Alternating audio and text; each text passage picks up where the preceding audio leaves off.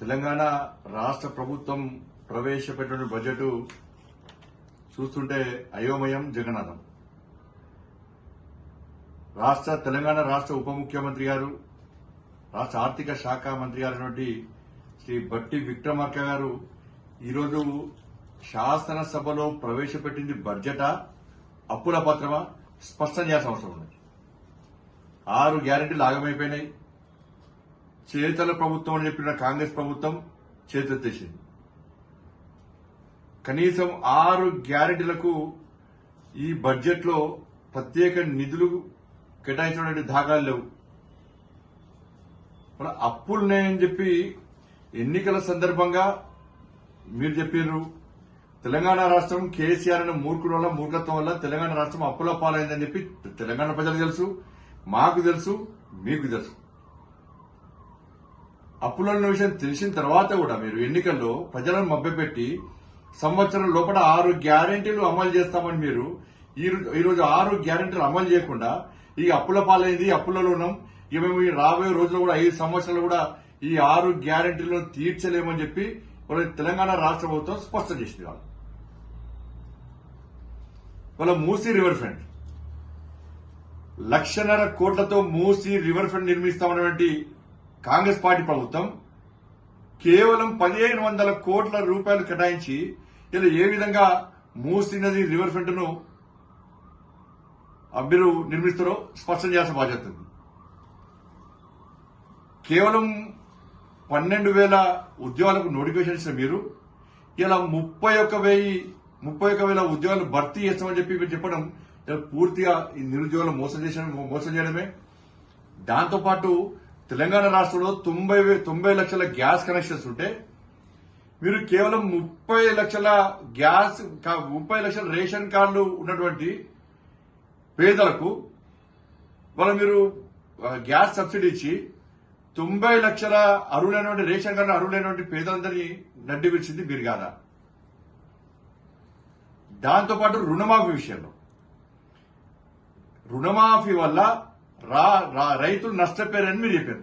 వాస్తవం కేసీఆర్ మూర్ఖత్వంగా ₹1,00,000 రుణమాఫీ చేస్తానని చెప్పి కేసీఆర్ ఇలా రుణమాఫీ చేయకపోవడం వలన రైతులు ఇబ్బంది పడ్డారు. మరి మీరేం చేయాలి? ఇప్పుడు రైతులను ఈ విధంగా నష్టాలు నూపుతారా? ఇప్పుడు డిఫాల్టర్ లిస్ట్ ఉన్న రైతులను డిఫాల్టర్ లిస్ట్ నుంచి వాళ్ళ పేర్లు తొలగించి క్లియరెన్స్ సర్టిఫికేట్ మీరు ఇప్పిస్తే వాళ్ళు తిరిగి రుణాలు తీసుకునే అవకాశం ఉంటుంది, అన్ని విధాలా ఆదుకుంటూ ఉంటుంది. ఇది మీరు చేయగలుగుతారా? దాని గురించి ఊసేలేదు. ఇవాళ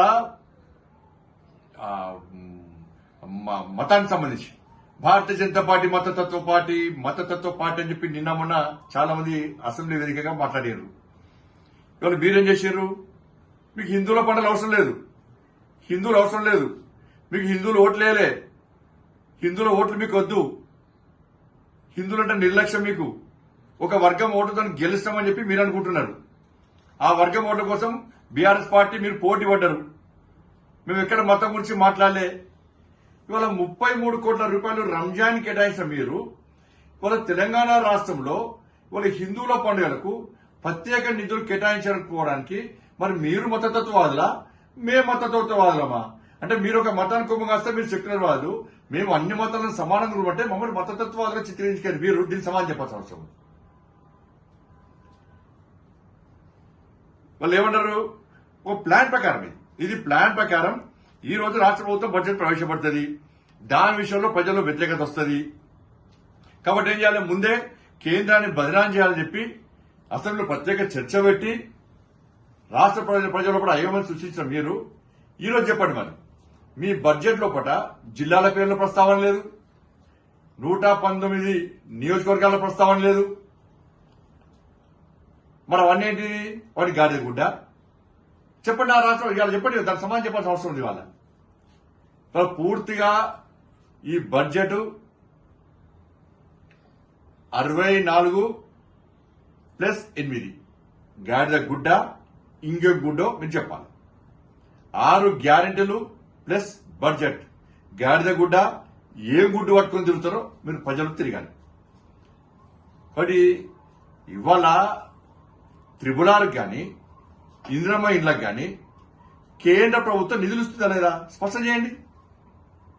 కేంద్ర ప్రభుత్వ సంక్షేమ పథకాల విషయంలో రాష్ట్ర ముఖ్యమంత్రి గారితో పాటు నరేంద్ర మోడీ గారి ఫోటో లేకుంటే ఎట్టి బస్సులో ఈసారి దాన్ని ఒప్పుకునే ప్రసక్తి లేదు. ఇవాళ మేము అభివృద్ధికి సహకరించి సిద్ధంగా ఉన్నాం. 5 సంవత్సరాలు ఎక్కడ సంవత్సరం లోపల ఇది అమలు చేస్తాం అది అమలు చేస్తాం ఇక్కడ గ్యారంటీ ఇవ్వలే. 5 సంవత్సరాలు మాకు అవకాశం ఉంది. తప్పకుండా తెలంగాణ రాష్ట్ర అభివృద్ధికి కట్టుబడి ఉన్నాం మేము. మీరు గత ప్రభుత్వం లెక్కనే ఇలా కేంద్ర ప్రభుత్వాన్ని తిట్టి దూరమయ్యే ప్రయత్నం చేస్తే అది మీకు నష్టం. తెలంగాణ రాష్ట్ర అభివృద్ధికి కట్టుబడి మేము ఉన్నాం. తప్పకుండా సహకరిస్తాం. కాబట్టి ఈ బడ్జెట్ విషయంలో రాష్ట్ర ప్రజలు ఆలోచించాలి. ఇది గాడిద గుడ్డ ఏం గుడ్డో కాంగ్రెస్ పార్టీ నాకు స్పష్టం చేయాలి.